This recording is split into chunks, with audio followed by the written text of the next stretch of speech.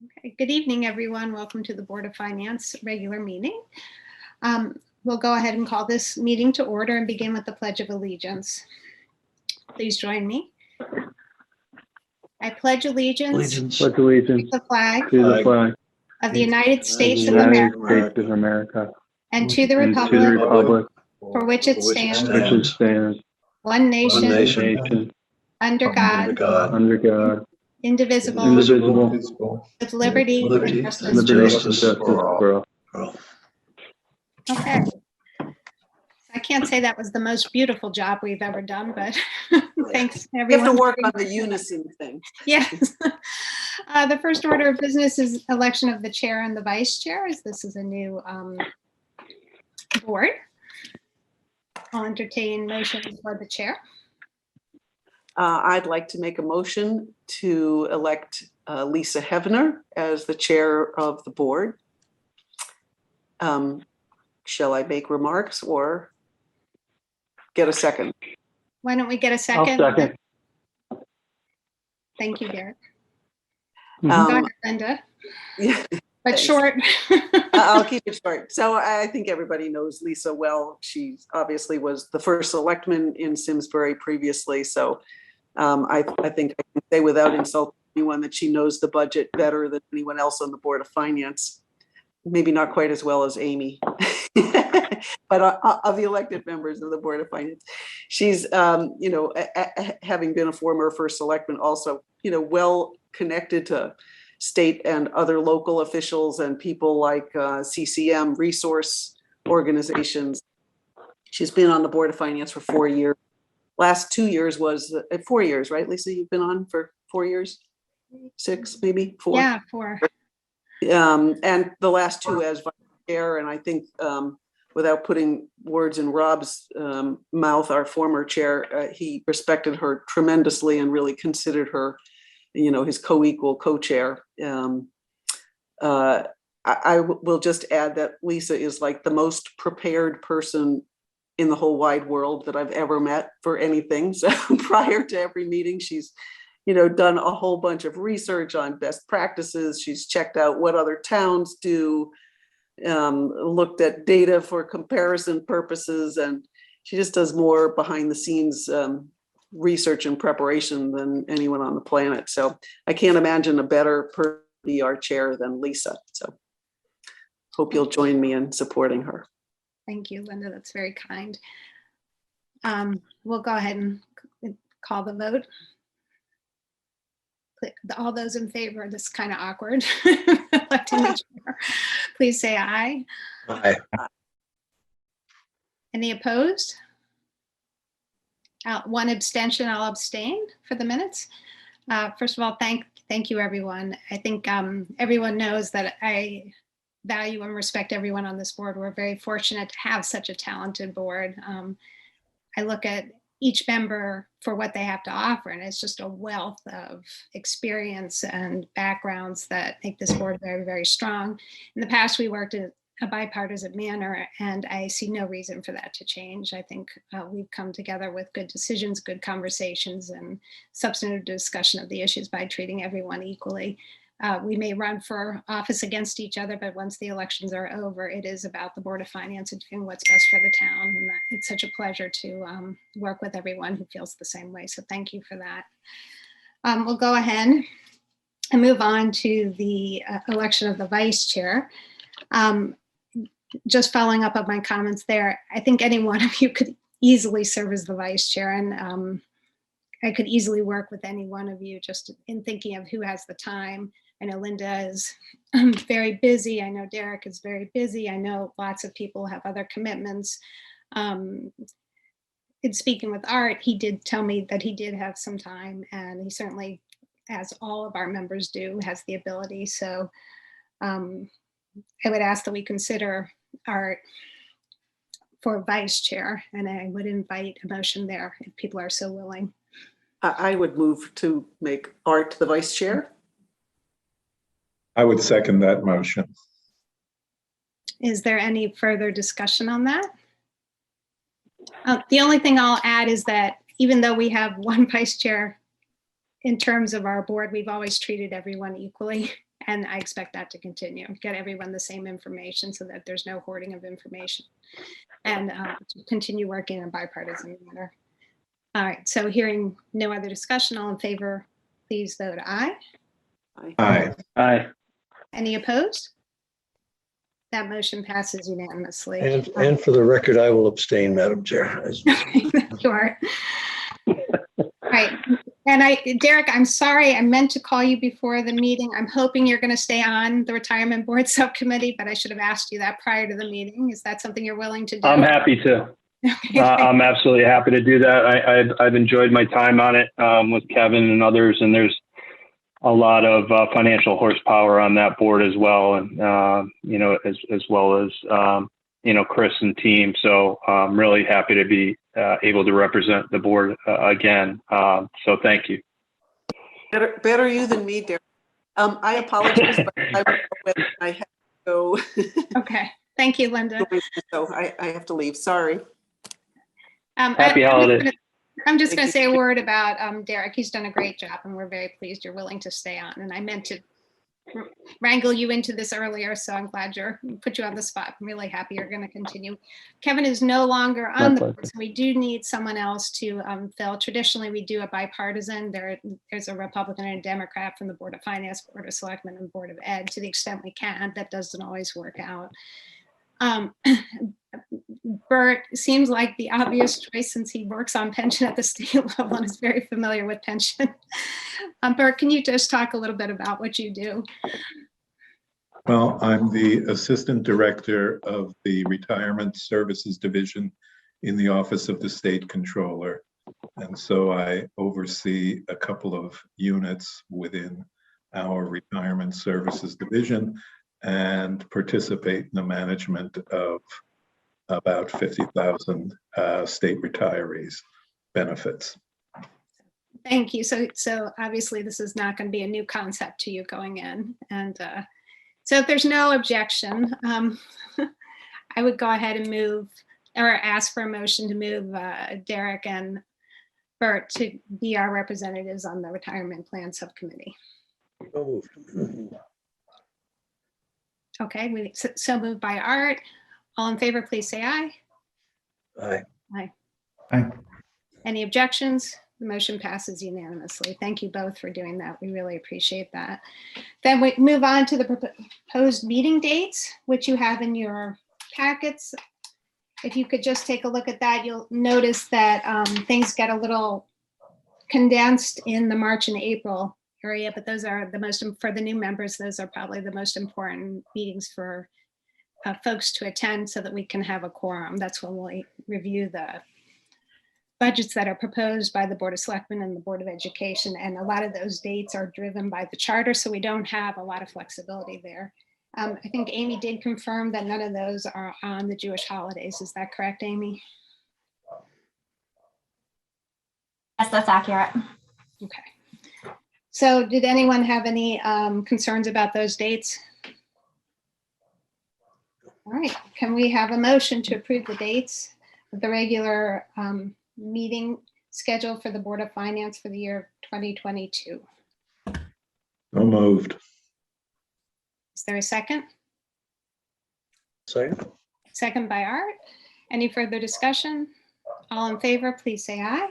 Aye. Aye. That motion carries. Thanks, everyone. Moving on, we have the agenda planning pages.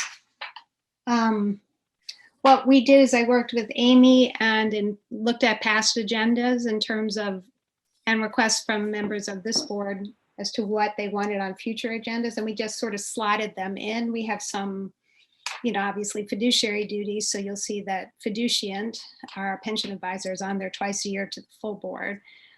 Although for the new members of our board, even though we do have 2 dedicated members to the retirement subcommittee, any member of our board is certainly welcome to attend those meetings. Yeah.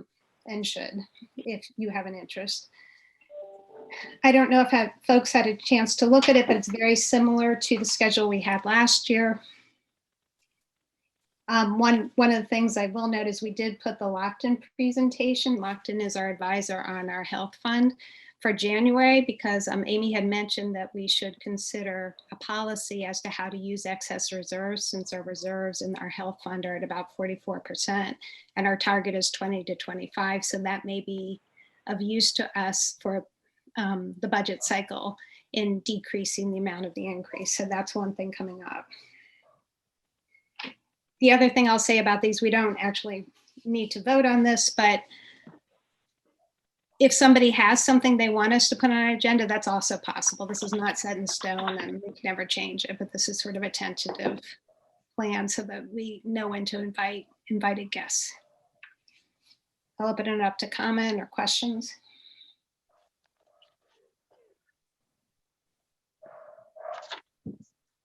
Okay. Seeing none, we'll go ahead and work with this as a draft. Again, if any member has something they want on an agenda, just let us know. We try and give Amy at least a month advance notice if we can, because sometimes she has other things she's working on. Next, we'll go on to the quarterly budget status report and content discussion. Every year, or every 4 times a year, Amy gives us a quarterly update on the budget, which helps us meet our fiduciary duty to monitor the status of the budget throughout the year. And Amy, I don't know if you wanted to go through what you generally include, and then we can go through and see what members want to change or consider. Yeah, sure. So typically in a report, you'll see the general fund revenues compared to the same time last year. And then you'll see the general fund expenditures compared to the same time last year. Then you will get a update on, I typically go through the major funds, the health insurance fund, you'll get the revenues, expenditures, fund balance comparison to last year. And then other big one is the Parks and Rec fund and the sewer use fund, and that's the same format as those others. The special revenues funds, I put in just current year activity, just because they don't really run year to year in the same manner, just because they're of their special purposes. So that I'll just put together year one. This is where we're at for the period, the revenues, expenditures, and then the corresponding fund balance. Same thing on the pensions, because we do have the retirement plan subcommittee and then the presentation to the Board of Finance twice a year. So there's much discussion on that. And then the last thing that goes in is our capital projects and our projects. So the capital projects, you'll see the approved appropriation, you'll see any additional appropriations in the year, and then your total revenue. And then you'll see your cumulative expenditures as of the first period of this year, current year expenditures, and then total expenditures as it compares to where we landed in budget. So you'll see if there's any additional funding available on that project. So that's just a high level overview. The majority of you have seen the reports. If you want me to pull them up, if you want me to speak to any further detail, happy to do so, whatever direction you want to go. First of all, the one thing you didn't mention is the thing you are actually phenomenal at. Is in the beginning of the report, Amy gives us a narrative of the highs and lows of the budget, which lines are projected to be over budget, under budget, any significant changes in revenue.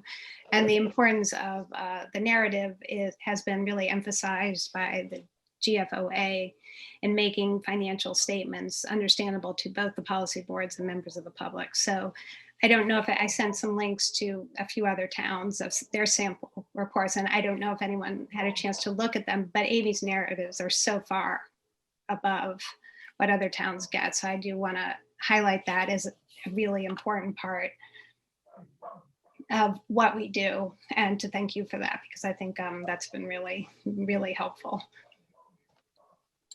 So I will open it up to one of the things I did circulate earlier, and I don't know if folks had a chance, but OPM has a sample report with different tabs. And in terms of the headers, one of the things we've been trying to do, and speaking with Linda about that, is how do we, what our board really wants to know is how are we doing? How does the end of the year look? And what are we going to have left in the bank? Just like a normal family. So how do we project end of year budget numbers? And so we've tried one way by doing Linda's suggestion where we do it, what was spent at the same time last year versus what is spent this year, what's the variance and what's the reason that there was a difference. OPM does offer a different way of doing that, which sort of gets at the same thing. But before we turn to that, I do want to reach out to members of our board to see what suggestions they had.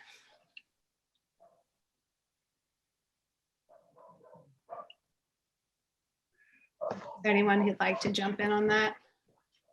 I did a couple of comments. First of all, yeah, I do like the summary. And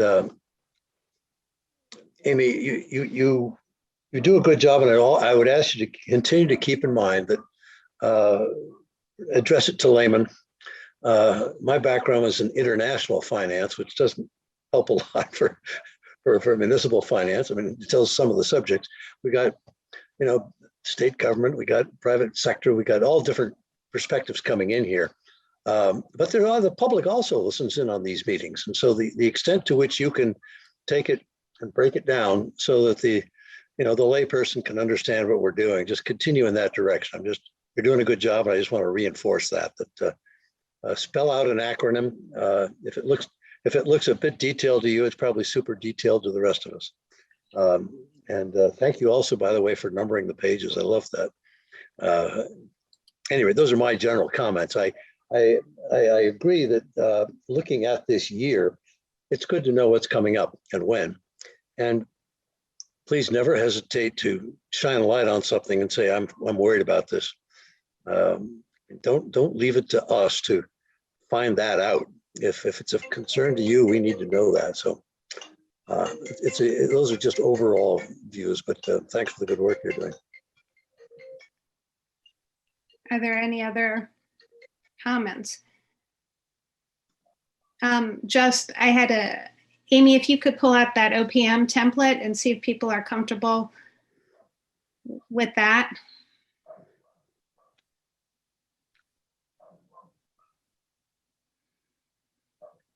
And if you could go to the expenditure summary. Well, and maybe make it bigger for, yes. So the way they do it is slightly different than we do. And I just wanted to get an idea of where people were in terms of just think about the headers. They did prior years comparisons for 2 years. We do one. They did expenditures as of the date of the report. Then they do projected for the last period of the year of the budget cycle. So for April 30th, it's really May 1 for the last two months. They project what's going to be there, and then the projected end of year, then the approved budget, what was actually approved, and what are we projecting the variance to be, and you'll see over under budget or over budget. So that'll give us a sense towards the end of the year. One of the things Amy highlighted to me is that projected end of year is probably going to be what the budget end of year is until March or April, when those numbers get a little bit more clarified. So you will see the same as a projected end of year as approved budget for many months until it gets closer to the end. And I didn't know if Amy, you wanted to speak to that. So there are probably like a handful of accounts where we'll know ahead of time. So if we take a look at our pension ARC payments or OPEB ARC payments, that's something that we get data on early in the year. But for normal occurrences within our expenditures, for example, if we have people coming and going throughout the year, if we have somebody leaving, that's easy to project what salary savings we're going to have. But then the next person that comes in, are they going to cost more than this person? So a lot of those things just take time to work through. So I really don't have a good sense until things are solidified. Usually I would probably say around, February, March, April, that type of time frame as to where we're really going to land.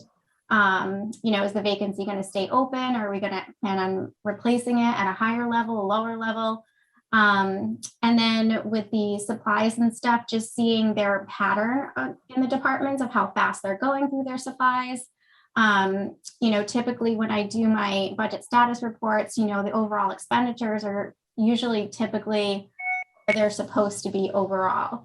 So to play into each individual department and see what each department is doing, it's easier to take that after I've had, a good few months of data to see, as of December, when we're really getting into the swing of things, are we spending at a faster rate? If so, how come? Or do we not need as much as what we need? And it's just easier to do projections based on, the more data I have. I could probably try to do it for like the December ones, but I think, like Lisa said, the most accurate information you're going to get is going to be in the third and fourth quarter.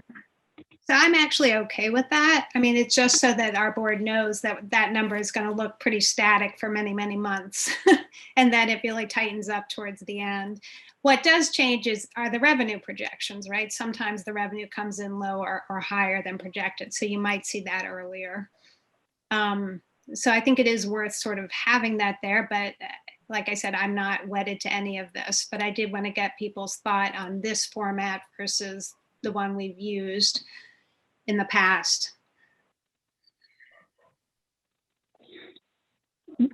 Yeah, I mean, I'm generally supportive. It looks like I like the fact that your projections, are compared to the approved budget, so you can immediately see where the larger variances are to what we budgeted. I think maybe just in terms of the full year 09 expenditures as of 4/30, the projected 2 months, presumably there would be changes in that number from the budget. Otherwise, you could combine those two FY annualized, 6/30/09 with, the assumption that actuals are being used. But, the more detailed, the better in a lot of ways. So I'm supportive either way. So I guess to follow up with the question is the projected 2 months, that's not just divide by 12 from the budget times 2. It could include other adds or subtracts from it. Is that correct, Amy? Yes, that's accurate. Amy, do Okay. you see value in keeping the projected 2 months, or is Derek sufficient to get the information for the public and our board? I personally don't see the value, but I mean, these are your reports. So if you think that, having the 2 month projections would be helpful, happy to include it.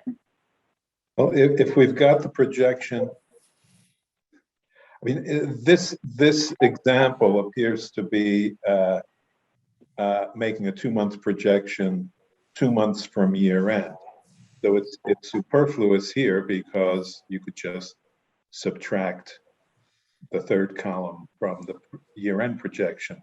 But if there's useful information 4 months in or 6 months in, then there might be some use for the 2 month projection as well.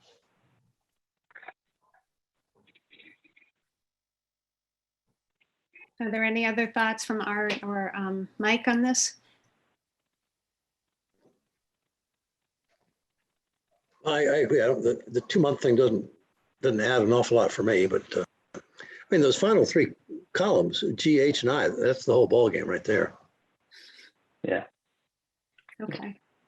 Mike, I know, I hate to put you on the spot, your first meeting, but if you're looking at this, you've done a lot in business and spreadsheets, I know. So if there's something that sticks out to you, let us know. Yeah, will do. Yeah, the projected 2 months doesn't make a whole lot of sense for me. I can't imagine that there's that much volatility in our budget. And as Art said, the GH and I are where the meat of the conversation is. Okay, so I think it sounds like there's consensus. We don't need column F. That can come out. And Amy, is there anything in this presentation that you would add to? Is there something that we're missing or that we should be considering?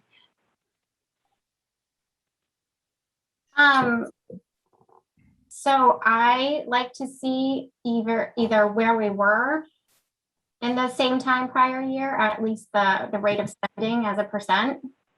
But that's just personal preference. It gives you a guide as to, are we in line with last year? Was last year a normal year? If it's not a normal year, it's obviously easily explained, but if you're growing normal year to normal year and something is a lot higher during a period or lower, it kind of pops out at you. So I find that helpful. I find that helpful as well. I think Linda had mentioned that. That would be great if you could take out the 2 months projected, perhaps put it after the fiscal year 08 column so that Okay. we can see I that. like that idea. Okay, so we'll try this then as a model. A couple of things I had to add. Amy, if you don't mind, if you could please add, when you do your quarterly reports, the capital reserve fund and highlight assigned and earmarked dollars that we have there. And if you could add grid lines to the capital presentation, that would save my eyes. And to the extent we can, if we can use ADA compliant font size of 12, if we're able to. I understand you're trying to get a lot of information on a small piece of paper. And finally, the one piece of information, and you could put this in your narrative if it's easier, is just where are we on reserves? Are we still on target to hit our 15.5%, or is it looking better or worse? Just so that we have that as part of the narrative. Or if you want to do it as a separate Excel sheet, that's fine as well. Okay.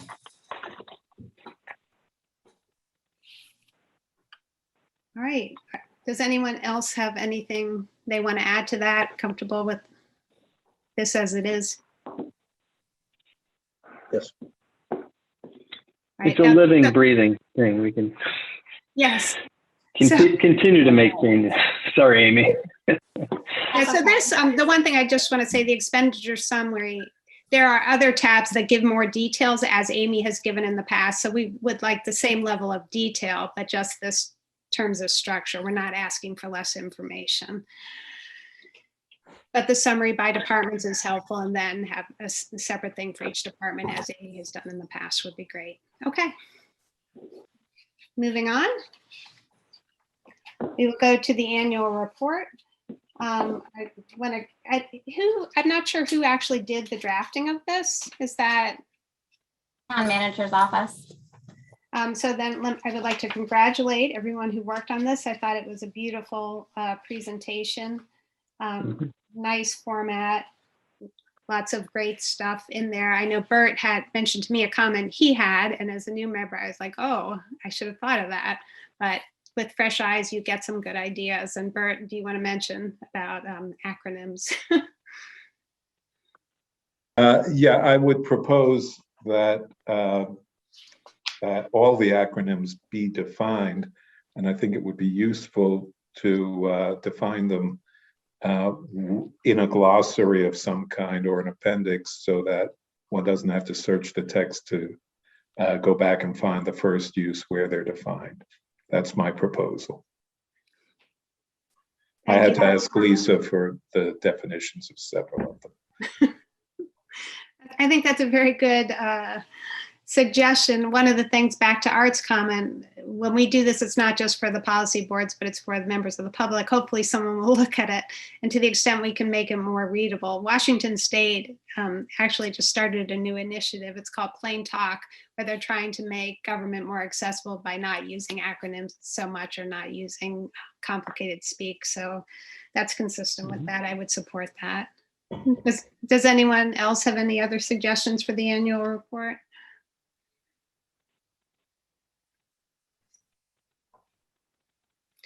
The only thing I would suggest, and it's not for this year because it looks like this is almost done, but perhaps next year we could also include all the elected and appointed boards with a summary of what they've done. All these people put in hundreds of hours of work, and it would be, I think, nice to recognize them and also let members of the public know what they're doing as part of Simsbury's local government. So if we could do that, that would be great. I noticed other towns do include that, so I don't think we're going rogue here. Well, further to that suggestion, and again, I think really for next year's report, as someone relatively new to the town government, I found myself referring back. There were a lot of departments with which I wasn't familiar, and I'd refer back to the town's website to find out what they did. And it might be useful if, even if we simply incorporated those descriptions into the document, so that the reader can look at this and know exactly who the housing authority is and what they do, and without having to do any individual research. Also a good suggestion. Thank you.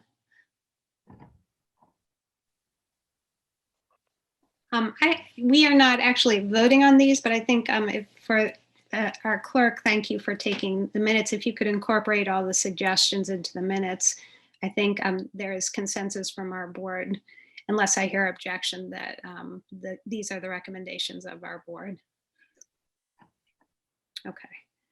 Does anyone else have anything else they want to mention on the annual report? And again, I do want to give kudos. I think this is a great document, and I hope it will be distributed, because I think people will enjoy reading it, and it's makes you proud to be a part of Simsbury local government. So thank you for everyone who worked on this.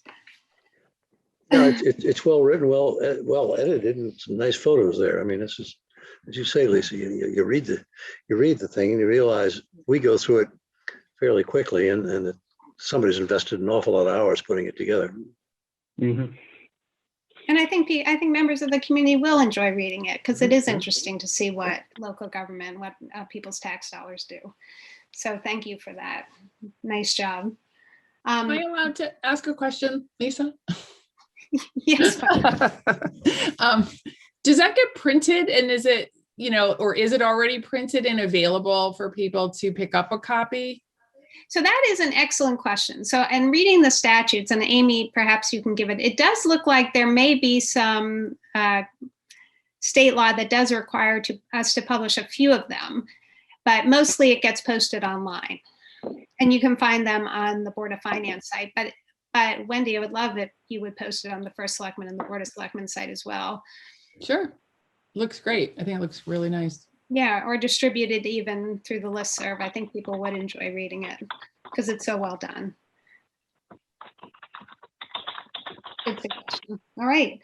Moving on to the agenda item, submission for an unspecial revenue fund closeouts. This was brought to us. Unfortunately, Linda had to leave the meeting, but this was her suggestion that we look at this as part of our long-standing review of the many, many funds that we have in local government. I want to give credit again to Amy, who did a comprehensive review of all the special revenue funds we have. And there, over the years, there have been so many. And it got to the point where we were forgetting that we had money in some of these funds because there were so many of them.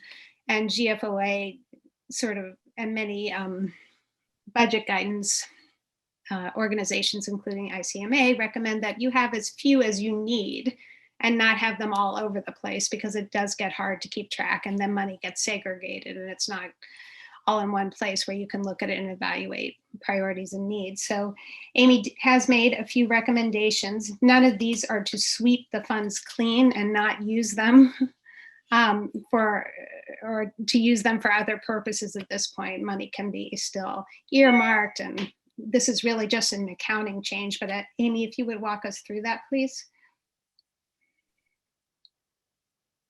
So the first fund is the police vehicle fund. This is a fund that was used by the police department to purchase their admin vehicles.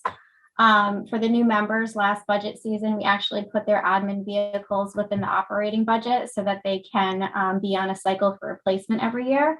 But prior to that, this was their way of purchasing the admin vehicles. Anytime that they would sell a vehicle, the funds from that vehicle would go into this fund. And when it would build up to an appropriate level, they would purchase a vehicle, 2 vehicles, however many vehicles they could afford and needed at the time.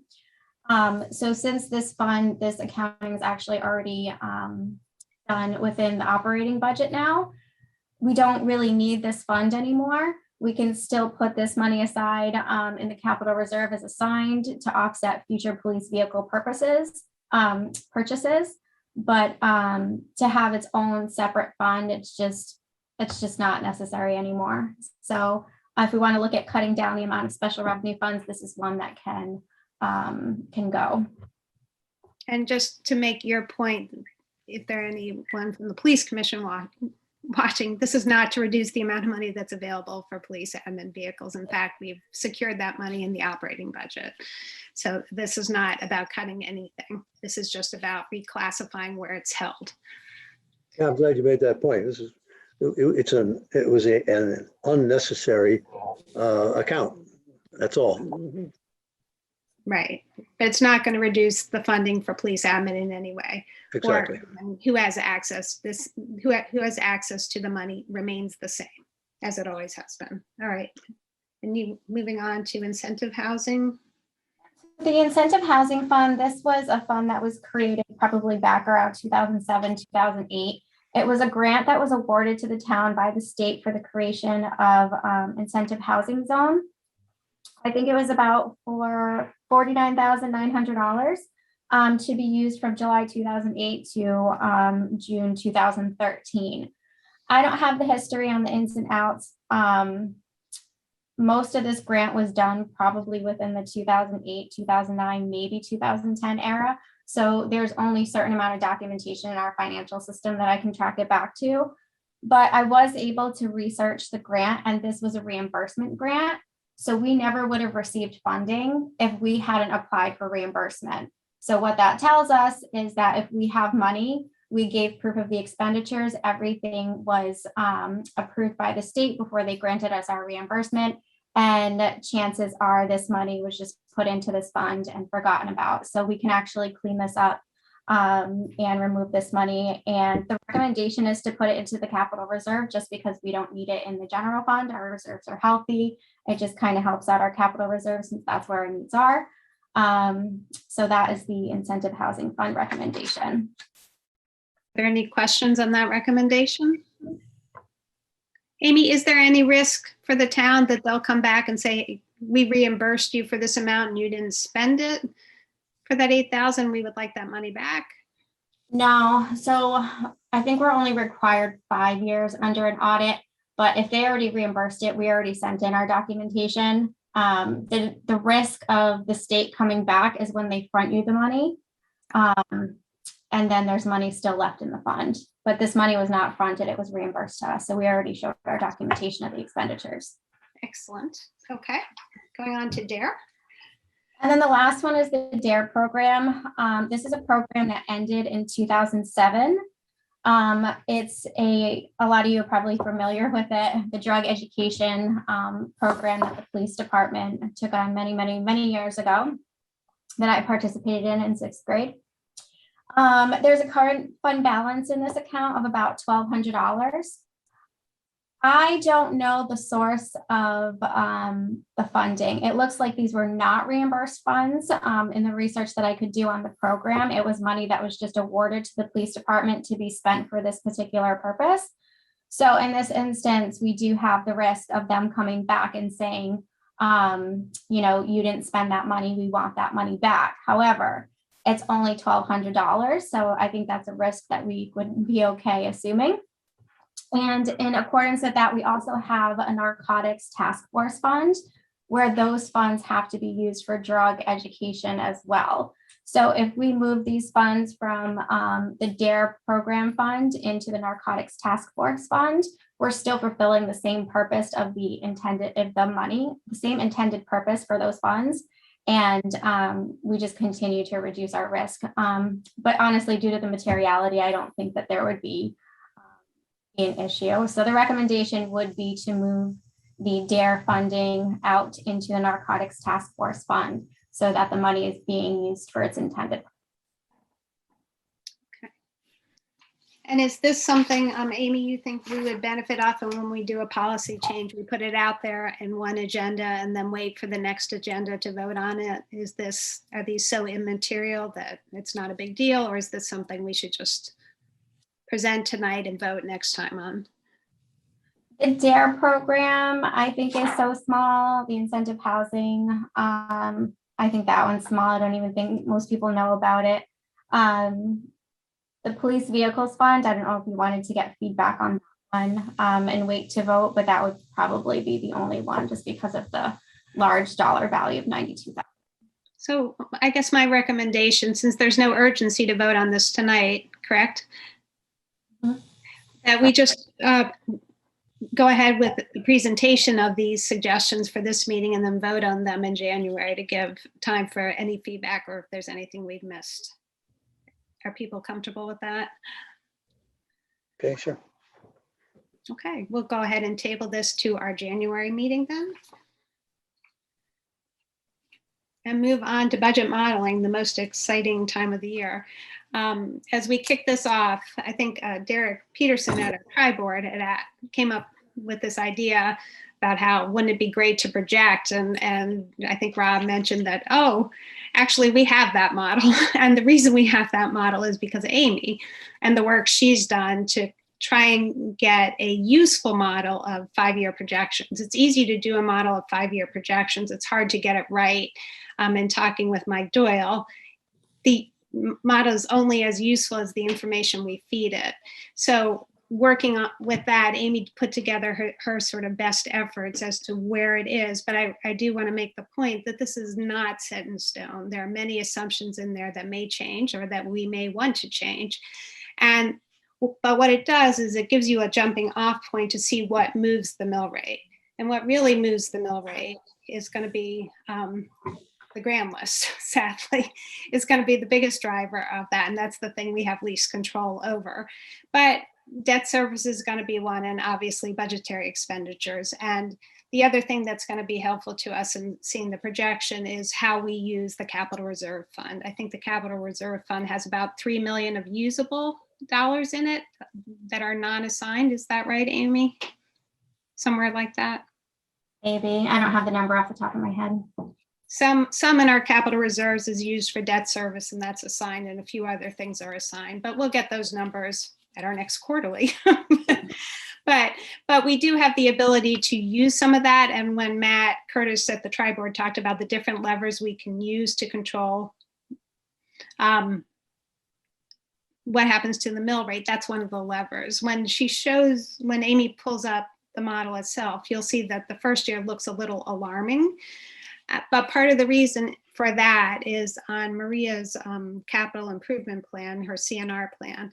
She had a huge increase in capital projects laid out. It turns out that was, as described by Amy, more a wish list than an actual plan. So she's not actually intending to tax for it, but some of that will be paid for probably through the capital reserve. So that number can come down. So Amy's going to show us what it would be if we taxed for the extra capital that the Board of Selectmen had on their CIP, or if we use capital reserve.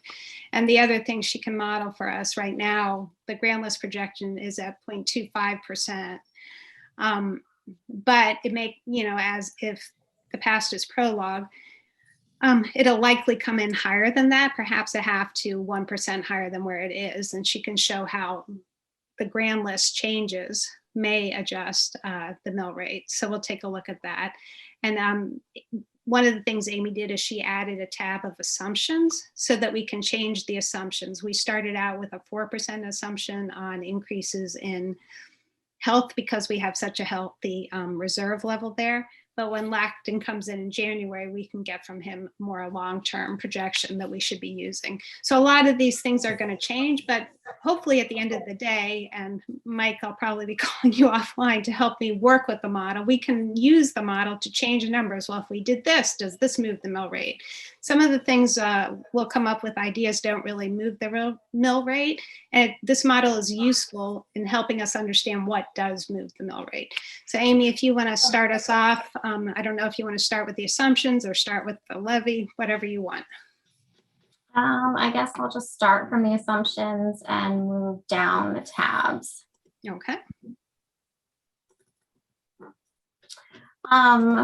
So like Lisa said, we made certain assumptions in the current year versus some of the assumptions in the out years to kind of put this model together on what might be realistic going forward.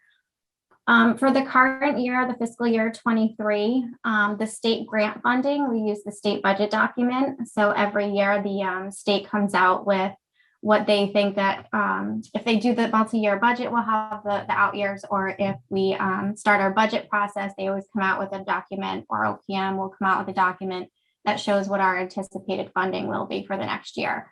So that's the document that we use for fiscal year 23. And then in the out years, we just kept it flat to be conservators. There's not usually like a ton of change in our state grant funding, with the exception of maybe like the ECS grant. Shared services, I just did a 3.15% increase. These are the shared services of the staff with the Board of Education. So I just took a basically an average of what the increases are between step increases and general wage increases on the town side. And I incorporated that into our projections. The investment income, I just did. Amy, if I could just ask, shared services, those are all municipal, not with other towns or the state or anybody. That's all Right, within just the Board of Simsbury. Education. Yep. Got it. Okay, thanks. And for the out years, is that 3.15% per year or cumulatively? Per year. Per year, okay. Yeah. And then the investment income, I just did a modest 2%. As we know, when COVID hit, investments tanked, and now they're starting to creep up, and hopefully it will go up faster than this, but it's just a conservative 2%. The taxes, you'll see when we get to the grand list projections worksheet, our assessor has put together projections for the next several years and where she thinks the grand list is going to go based on the most recent information that she has. And then transfer from capital reserve. Lisa mentioned earlier that we do have some money in our capital reserve. When we would go out and issue debt, we would get a bond premium, and that bond premium is meant to be amortized over the years to pay off out years of debt. So I have a bond premium amortization schedule, and in accordance with that schedule, each year I pull some money that's assigned in the capital reserve into the operating fund to help offset some of our debt. And then all other revenues, I just kept flat, since the increases from year to year are either modest or, yeah, just to be conservative on that. The salaries and benefits under our expenditures for fiscal year 23, these are all contractual. I think that there's only one contract that hasn't settled, and we used our best estimates for those, but these are all contractual for all of our union employees. And then there is a estimate for those that are non-union. And then even though they are contractual, do you have a sense of what percentage they are? Well, it depends. So some, it's a GWI and step increases. So it could be anywhere from 2.5% to 4%, depending on the person. So if they're at top step, maybe they're just getting the GWI, the general wage increase at 2.5%. But then if it's, say, maybe a newer staff member, they're getting their GWI increase in addition to a step increase on the salary scale. So it could end up being 4%. It really just depends on the union. Yeah, I understand the difficulty in being precise, and yet it's obviously a huge part of the budget. Also, the salaries and benefits that are built in here are based on the actual fiscal year 23 contract. So we have gone line by line through every single person and calculated their salary for fiscal year 23 already. And then the health insurance, we just use the conservative 4% like we did at Tri-Board. Like Lisa said, Lockton will come out and speak to that and talk about utilization of our reserves. So there could be some movement there. On the pension side, we did some actuary estimates. Milliman does give us for Tri-Board different scenarios for where we're headed with the budget. If we want to change any assumptions, they'll give us those. For this budget, she gave us no changes in assumptions. She gave us changes to the asset performance. Then she gave us another scenario that is reducing our interest rate assumption down to 6.5%. And then she gave us one final projection that reduces it down to the 6.25%. So for the purposes of this budget modeling, we just used actuary estimates for no changes in assumptions. But like Lisa said, it's a budget modeling. We can play with it if we want to. Yeah, I think that's one thing for I don't know if you can do it this time or for January, if we could use the assumption of 625, because I think our board had expressed a very Yeah. strong interest in I can going. change it. Okay, great. The property and liability insurance was looking good for this year, so we kept it flat, and then just a conservative 3% in the out years. And then the electric, the gas, and the propane, these all come from our Public Works Director, Tom Wright. He actually works with an energy consultant for our upcoming budget to determine what we should be going in with as far as budget increases. In the out years, I used 4%. Some years it's, as high as 7%. Other years it's 1%. So I just did a kind of in the middle 4%. And then the transfers to other funds, these are typically flat from year to year. So I just kept those consistent. And then our capital non-recurring, this is something that's based on our capital non-recurring plan. So I will show you that in a moment and where that comes from. And then debt, this one is also with our capital plan. I'll show you in a minute as we go through that. You'll see our capital plan, how it relates to our capital financing, our anticipated debt, and then what our percentage of that looks like. And then all other expenditures for fiscal year 23, we just kept flat. And in the out years, things increase anywhere from 1% to 3%. So I just did a 1.5% just to see what it would look like. And then the Board of Education has these same assumptions built into some of the details, and then a 2.5% overall increase going forward. Any questions on the assumptions? Just a couple quick ones, Amy. In terms of the investment income, presuming that's all more fixed income type product, low yielding for the most part, is that correct? Yeah, so right now we have our investments in our money market and STIF, which is pretty much the same rate. The investment, yep. And then our investment income, long term, we could probably start investing in some CDs going forward, but until we got through the Henry James project, and now we're going to have to take a look at the cash flows for the Latimer project. We won't make that change until then. Thanks. And then just secondly, the out years for the pension. We worked so hard in getting our rate down to 6.25 to 6.5. The projection at 8 seems a little bit high to me. What's the thought process there? So the 8%, I just looked at what our ARC was probably over the last 5-6 years or so. And our increase was an average of about 8%. So I just used a high 8% going forward. Okay. Amy, when we meet with our actuary in October, can we add that to our list as sort of helping us project the out years, what we should plan for long-term planning? Sure. Thank you. We can ask. I think the only thing that they're going to need some support on is the things that are outside of their control, like the mortality tables and things like that, which is probably why it increased so much higher in other years. But yeah, let's see what they can, what they think a best estimate would be. Okay, thank you.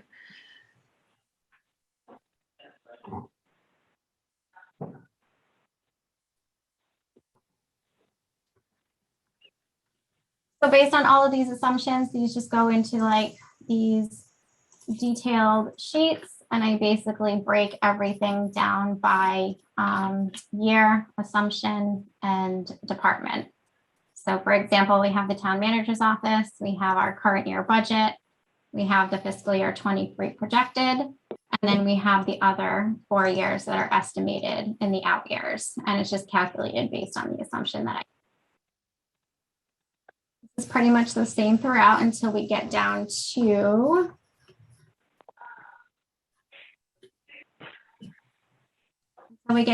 our CNR. So our CNR, we have a 5-year payback of $416,250. This was set by a Board of Finance well before my time.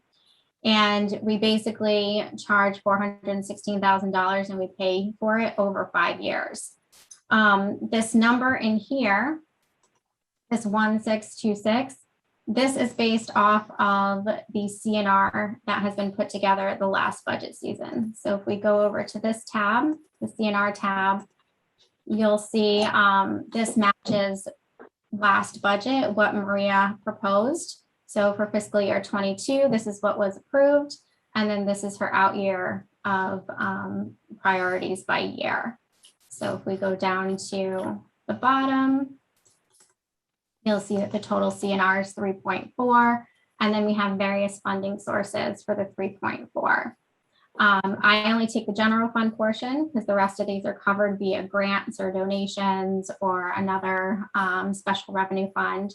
So I just take the general fund portion, and then I subtract out whatever is already in operating. So just for an example, since the police is an easy one to see,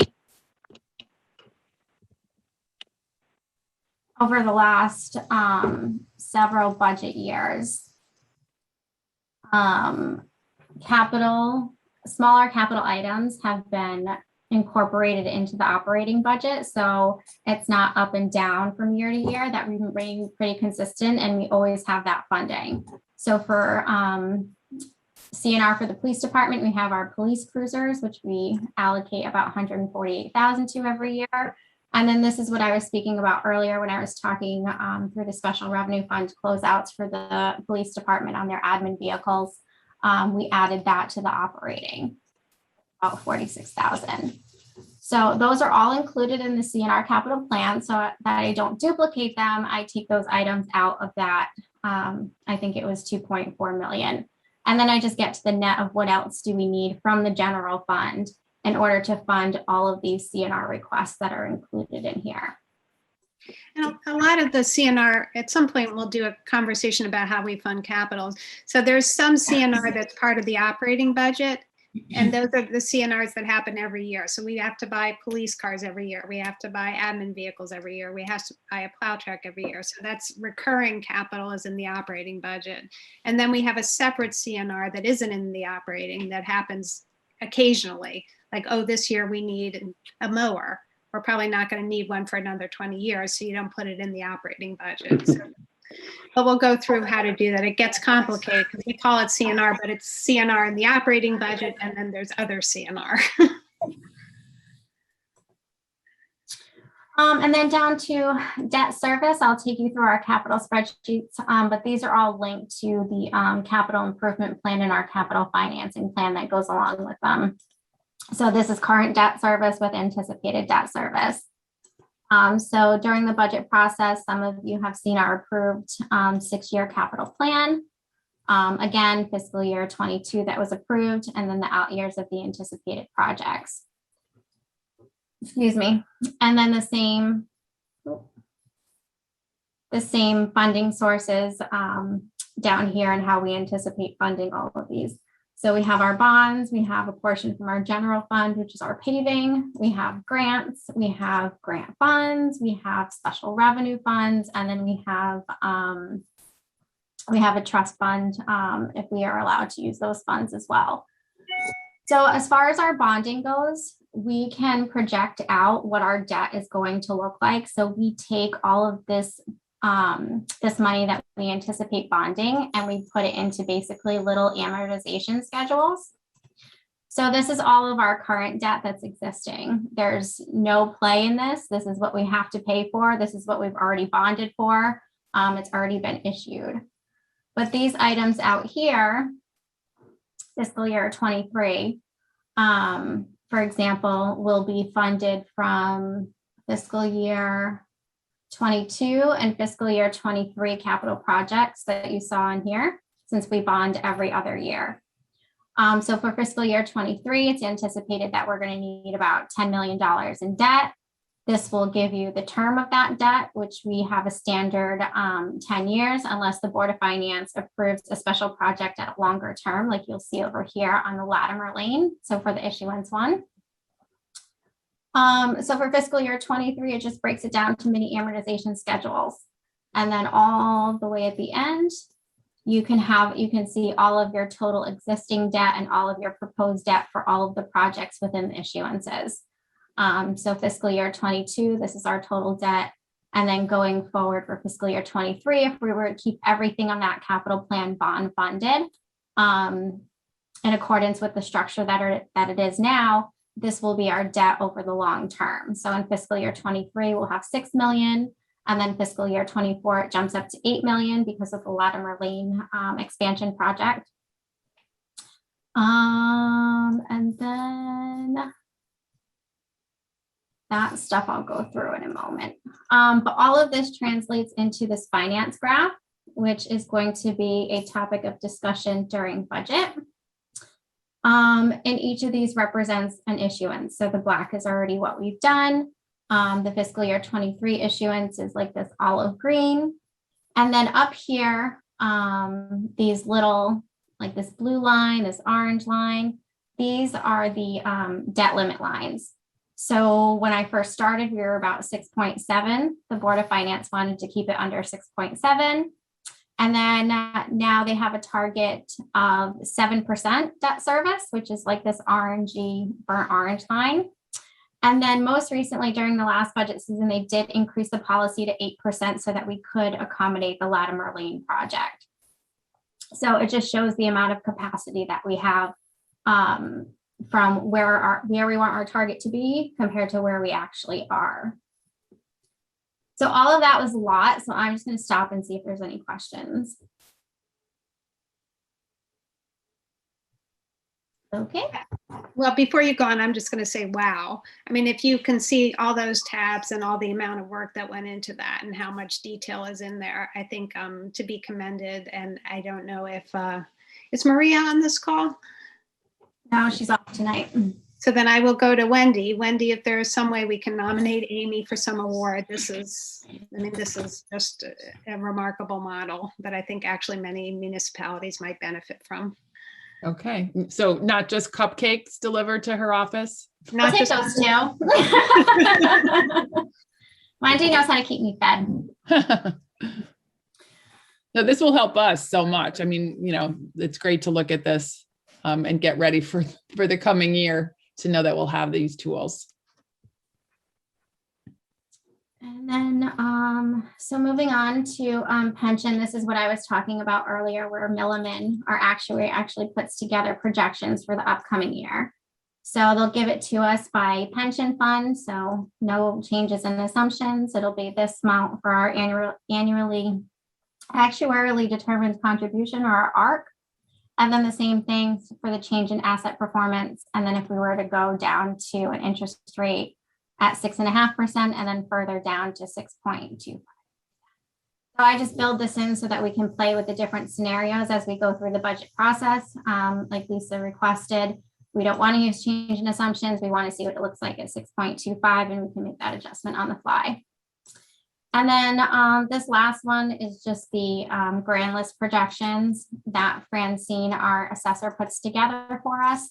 And this translates into our, levy calc, which I will show you, which is like the pièce de résistance and play with the most. So all of that information from all of these tabs comes into this one main tab. For ease of myself to play with the model on the fly, I've broken it out between what our town operating budget is, the school operating budget, and then I break out separately what our CNR payback is, because we never want to touch that. And then our additional CNR and capital that would be coming out of the general fund, and then our debt payments, which gives us our total gross expenditures for the budget. And then I take any of our anticipated revenue. So that would be all of our state grants that we receive, our charges for services, our fines, penalties, anything of that nature that we collect money for. And then this gets us down to our net expenditures, which is the amount that we need to collect in taxes. Amy, I had a question before you go on. Yeah. I may have misunderstood this capital CNR. Can you go back up to that? Yep. So the 1543, so most of our CNR is in the operating budget. There were additional expenditures that Maria hadn't mapped out. So this is in excess of what would be in the operating budget. And we, in the model, put this as taxable, but in fact, for this line item in particular, line item 11, we could tap capital reserves because that's what it's there for. Do I have that right? Yeah, we could. Okay, so then this is going to be a huge lever this year. You can see that's 1.5 million. That could be zero this year. Could be zero in two ways. One, they don't have to spend, the Board of Selectmen doesn't have to spend the full 1.5 million. So that could be reduced, or we could tap some of the 3 million or so in the capital reserve to pay for that. So that wouldn't be a tax increase. So one of the things I asked Amy to do after we look at what all this means, what if we move that back to zero? It was zero. It's been zero in the past. And so what would happen if we move that to zero? Does that get us to where we need to go? So I didn't mean to interrupt, but I did want to highlight that because that's going to be one of the levers. And then moving down to the property taxes. So this information is just calculated from the grand list tab that I just went through and what our property tax collections would look like. And then down here for the new members, we do have a tax collection rate at 98.5%. So we do anticipate that there's a certain percentage that won't be collected. We actually have our tax collection rate at 99.5%. That's what we actually collect. So at the end of the fiscal year, we do have some money that goes into reserves naturally because we are conservative when we budget the tax collection rate. So Amy, that's gone up. It used to be 99.1. Is it now 99.5? Mm-hmm. So then that may be something we look at. Yeah, we can definitely discuss that. And then this calculates what the mill rate is if we have this much in grand list and we have this much that needs to be collected. So where does our mill rate need to be if we need to achieve a dollar value of $99 million? And then down here, I add the fire district. We don't know where it's going to be, but towards the end of the budget process, they usually give us a sense as to where they're going to come in, and we can update our estimates on what the impact is. So our total mill rate anticipated for fiscal year 23, 40.21 mills, or an increase of 1.58. And then down here, this is just something the Board of Finance had me put together to see the impact on a median home, a $400,000 home, and a $500,000 home. So this is going to be the taxes, $8,371 for a median home in Simsbury. Amy, question there. When I was looking at the Circtown profile for 2021, they actually have our median home value now at 332. And with home prices going up, I was wondering if it makes sense to change the 42, 46, and 50 numbers to 350, 450, and 550. Sure, we could, due to values going up, especially because we're in a reval year. Right, precisely. So change it to 350, 450. And 550. Okay. Okay. And then the dollar value increase to the homeowner, and then obviously the percentage increase for each of these scenarios. So that's a little alarming. Yeah, that's not fun. But let's make it a little better. Let's get rid of the capital CNR. What happens when we do that? So we just do the 416 to 50. And then it brings us to a mill rate of 38.38 or 2%, 2.3% increase. And let's make it even better. Let's say Francine was overly conservative and the mill rate is not coming in, that grand list is not 2.3, but it's coming in 0.75.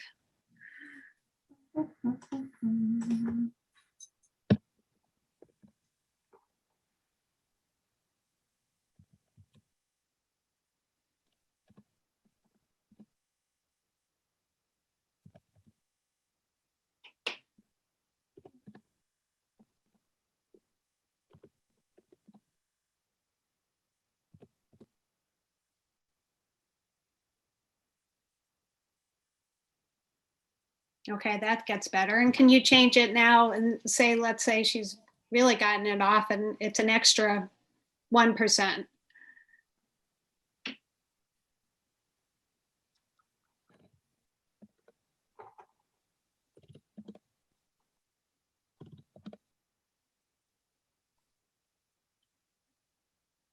Down 4.2.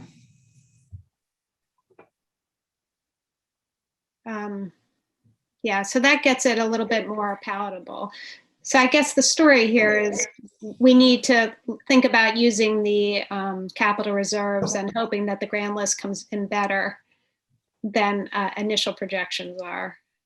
Can we get first of all, this is just an amazing amount of work, and I do want to say that again, and thank you for your efforts there. But reach out to other members of the board to get your thoughts, any changes, any information you'd like to see.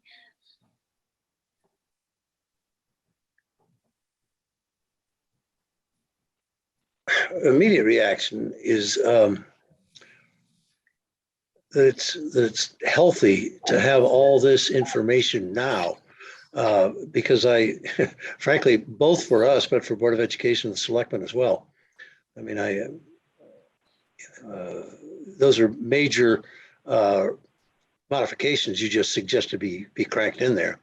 And so I take two messages. One is, yeah, an awful lot of work, and this is exactly what we should be doing now. But secondly, we do have a little bit we have control here. Depending on how this cranks out over the next several months, we could go from a quite manageable tax situation to one which is a bit stiff, and so therefore we got some work to do over the next couple of months. Right, and some of this is Yeah, going to go ahead. Oh, sorry, Lisa. No, I was just going to say, the challenge for us is going to be figuring out what costs are going to be over the next year, and how inflation treats us next year. I'll just take 2 seconds because it's important to me. We bonded Latimer Lane based on a number that I'm convinced, almost sure, that has changed since we figured out what that number was, based on just commodity pricing, lumber, steel, concrete. I think it's going to be really important to hone in and fine tune that number, and just, follow up question there. What is, would we be able to, issue more bonds? Because I think people are, unless there's, some overarching state, law that says we got to stand by that number, my guess is we'll be borrowing more for the project. At least if we were to begin today. Lumber's up over 3 times what it was at the beginning of the year, just as an example. So I'm concerned about that, and I'm concerned about just, again, the debt load and hitting that 8%, and then, also considering these other capital projects that are fairly substantial in size, or could be. So I think that's the challenge ahead of us, and agree with Art wholeheartedly. The sooner we see this and the sooner we can adjust it realistically is going to be beneficial in those meetings in February, March, and April, where there are going to be some tough conversations. I think that's a good point. Amy, do we have any updates from the building committee on costs for Latimer? Have they raised that as a concern yet? They haven't yet. They are still working through all of the costs and going out to bid for the lumber and things of that nature. One thing I know that did come out of it with our owner's rep is they recommended that we do go out to bid. Typically you go out to bid, it's one large bid. They are recommending that we go out to bid in smaller bids just because of the issue that Derek raised. So there is a certain amount of contingency money built into the project. But as far as final estimates, we don't have all the bids back yet. So I don't think that they have anything final to share, but I know it's definitely a topic of discussion.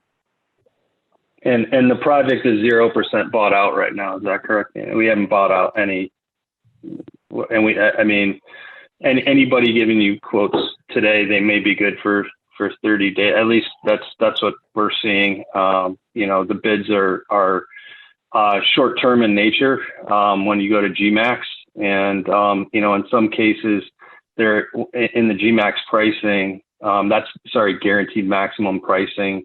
Once you're at a level of drawings, call it 95 or 98% of your construction drawings, your MEPs or mechanical engineering, and basically your subcontractors, your major subs will, hone in their pricing and be able to give you firm numbers. We're seeing that that's not happening today, or very limited in the timing of holding those numbers. And in some cases with materials, they're being excluded from the GMAX contract. So that's just, a little of what I do and what I'm seeing on a daily basis. And when we do talk about capital projects, and we haven't even talked about labor, which is absolutely exploding in terms of cost. So big projects like Latimer, I'm concerned about. Not that we can't get it done, but it will be at the expense of potentially other important things in our budget. So just wanted to add that color.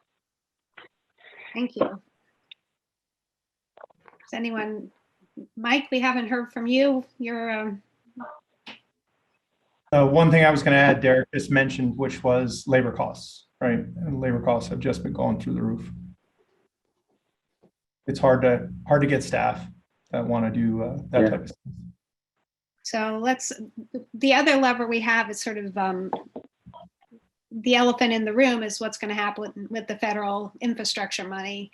And can we use some of the existing ARPA money to offset some of this? Like ventilation is one thing. Can we use some of the ARPA money on ventilation towards the ventilation needs of Latimer? So we do have this lever of $8 million sitting on the sidelines that has constraints around what it can be used. It's all this money, but not a drop to drink. But to the extent we can find a way to use it legally, that will be a lever that we have, and we should get final guidance from the Treasury sometime in January. So we'll have a better idea of what we can use some of that for. But I know Wendy, and I don't know if she's still on, but has spoken about viewing the ARPA money not just as the town money, 7.5 just for the town, but whether we can leverage some of that to offset some of the either capital costs on the Board of Ed or even some of the mental health issues there. I was going to weigh in. So Amy's we're all working pretty closely on this. And of course, we're trying to look at, first of all, the capital items where we could use the money that it would qualify for. And then any new asks that we could use the money for so they don't hit the budget or the mill rate. But we're just getting there with all that. And hopefully we can incorporate another piece here is we're working on our goals, the Board of Selectmen goals. And as we kind of put our goals together, we're trying to flag things that might qualify as ARPA so that they would be offset elsewhere and they won't again hit the budget. But it's a big chore to this project. So we're going through it methodically, and we have Amy there as the gatekeeper. So we know that we're doing what we're supposed to do and we're not going to get in any trouble later. All right, thank you. Art, did you have anything you wanted to add? No, I think I agree with the things that have been said since I originally weighed in. I agree. Okay, and Bert, one last comments? No, I have nothing to add. Thank you. Okay. All right. So thank you. I don't know, Amy, can you make the pension change now or just send that to us later? No, I can do it now. Okay.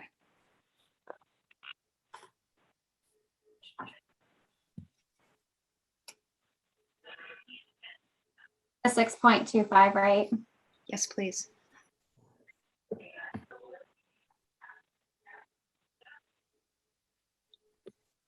I'm going to add another comment. Yeah.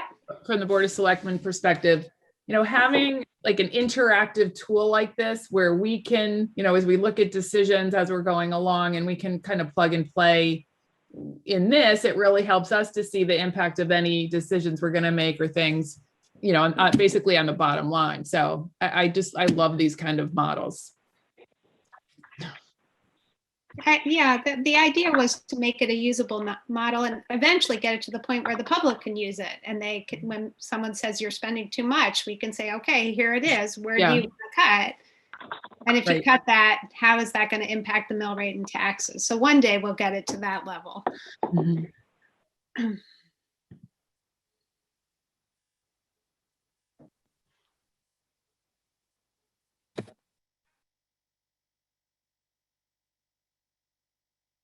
So that's the updated levy after changing the pension.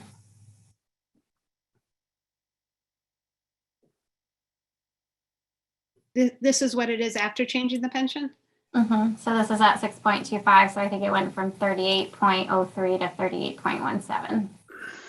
So you can see that is not going to move the taxes that much.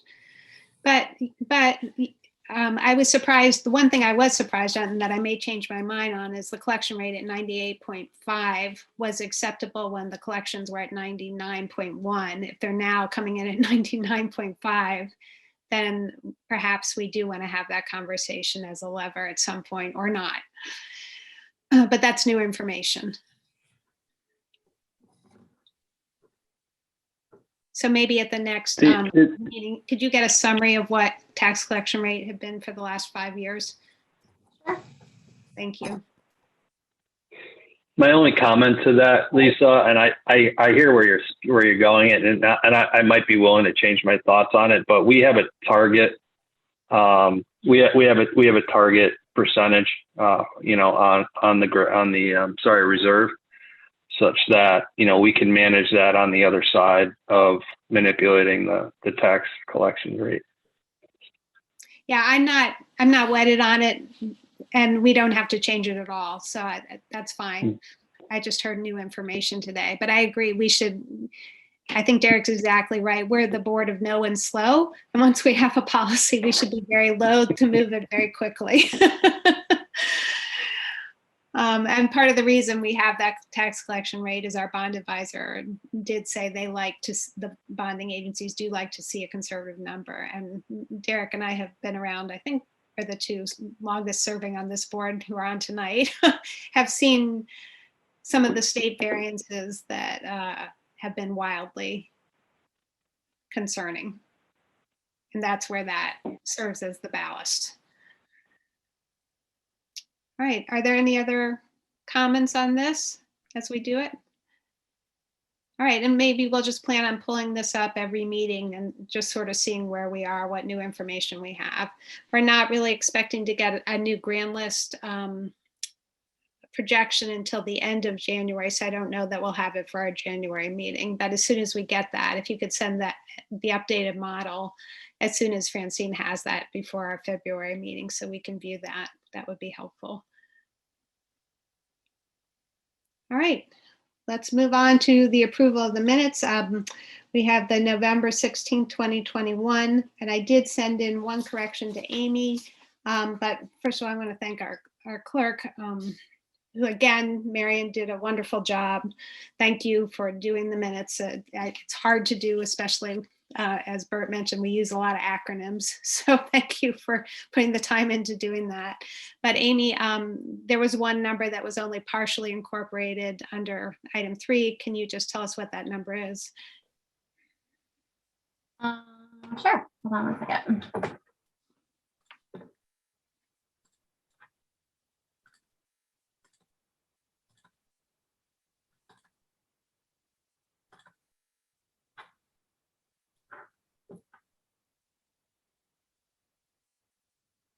$29,971.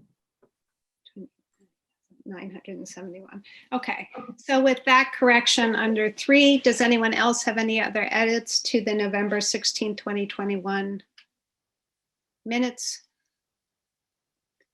For new members, as you review the minutes, sometimes it's very, you can read the minutes. I usually review the minutes, so does Amy, but you get bleary-eyed and you can miss a spelling, or you can miss a number, or you can miss a comma.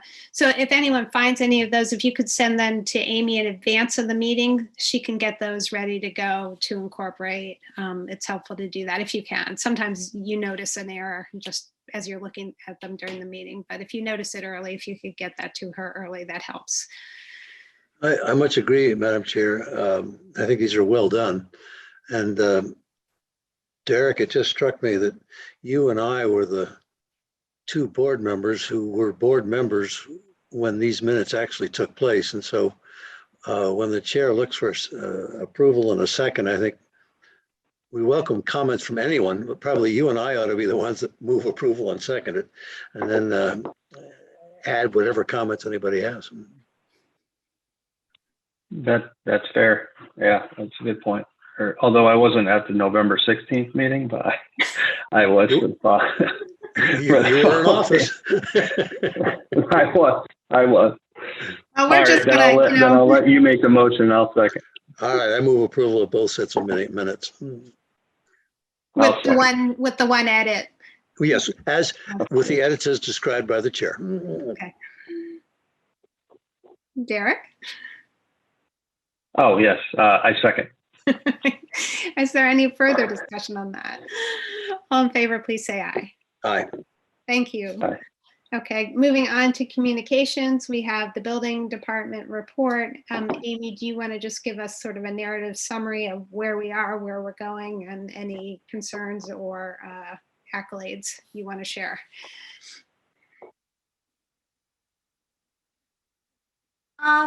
So not that something I've been asked to do before, but I'll give it my best shot. The building department gives us this report of all the permits that have been issued and the construction value associated with them. But the report that I typically look at is the annual report and the actual receipts, which is the second page of the document. And this just gives you an overview of each month line by line. So as you can see, for fiscal year 21-22 to date, we're about 200, down to November. Yep, as of November, we are at about 43,202. And then I believe our ending for fiscal year 21 in total was about 77,000.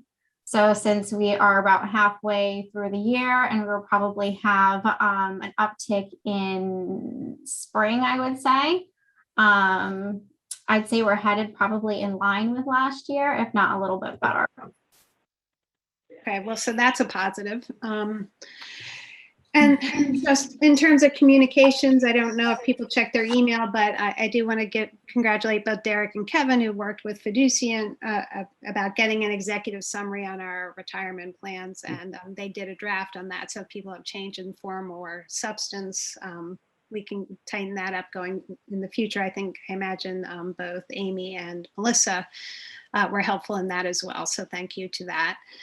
And then the one thing I did want to let the Board of Finance know is that at the Board of Education meeting on December 14th, they did their presentation on enrollment projections, and it is worth watching that. If you can just zip all the way to the end, it's at the end of the meeting when they put up the PowerPoint. So it is worth watching that and sort of seeing what's going on in there. And they are projecting, I think, about a 37 student increase for this year, and then 146, and then over 5 years it grows to almost 500 increase in students if those projections are accurate. And again, they are facing the same thing we do with long-term projections. It's only as good as the data we get, and they'll be fine-tuning that over the next few years. But to the extent, I know this board has expressed an interest in enrollment numbers in the past, so it is on the December 14th, and you can watch that on YouTube or SCTV.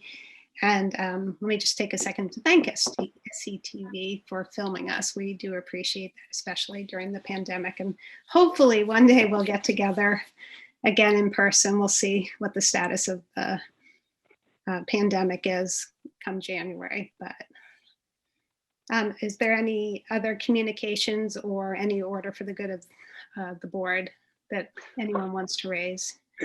Just a quick comment. I'd like to congratulate you on being elected chair. And just a note that our two additions, Mike and Bird, I mean, thank you for deciding to run. These are excellent additions. Simsbury is lucky to have people like the both of you who give your time, who know something about this area and decide to pitch in and help make the town better. So I think this board is in very good shape. As Derek and I are both been witnesses, there's not a Democrat or Republican mill rate or pothole or salary or snowplow. I mean, they're all pieces of business to be dealt with respectfully among all of us. And that's the tenor that we've enjoyed in the past several years. And I'm sure it's going to continue. But I would just ask both of you, don't be shy, don't be reticent, weigh in. You are fully qualified, you have a full vote. And so welcome aboard. And thanks for deciding to serve. Thank you, Yeah. Art. Yes, Thank you, welcome. Art. Do Mike or Bert want to say anything? I don't want to put you on the spot. You don't have to, but. Art, thank you, Art. It's going to take me some time to get up to speed, but I had a great meeting with Amy and Melissa and Maria today. That was helpful. And Lisa, you have invested some time, and I've spent some time talking to Rob. I'm grateful for all of your help, and I'm not afraid to ask questions and ask for help in the future. So thank you. Thank you. Bert? Yeah, I would second those sentiments. Lisa and Art have been holding my hand for the last month, and I hope it's paying dividends. And I'm glad to be here among all of you. So thank you. All right. Well, if there's no other business, I'll entertain a motion to adjourn and wish everyone a very happy holiday and safe season. I'll speak up and move to adjourn. Thank you, Bert. Is there a second? I'll second it. The two new ones. Thank you. We have a motion and a second. All in favor, please say aye. Aye. Aye. Okay. Good night, everyone. Thank you. Happy holidays, everybody. Happy Take care. holidays. Take care. Bye-bye.